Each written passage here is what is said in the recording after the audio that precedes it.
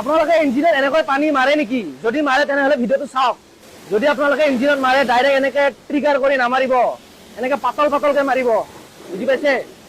নহ'লে আপোনাৰ ইঞ্জিনৰ বস্তুবিলাক বেয়া হৈ যাব। গতিকে অলপ পাতল পাতলকে দেখিছে এনেকে কেনেকে মাৰি আছে চাওক, চাওক এনেকে পাতল পাতলকে,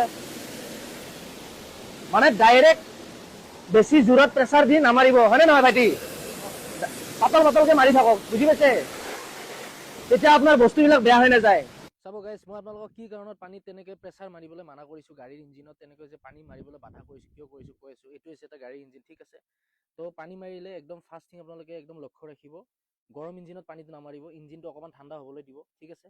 আৰু মাৰিলে দূৰৰ পৰা মাৰিব, ৱাইড এংগলত মাৰিব, একদম ফুল প্ৰেছাৰত নামাৰিব, কাৰণ ইয়াতে যিবিলাক কাপলাৰ মডিউল যিবিলাক বস্তু আছে চব চিল নহয়।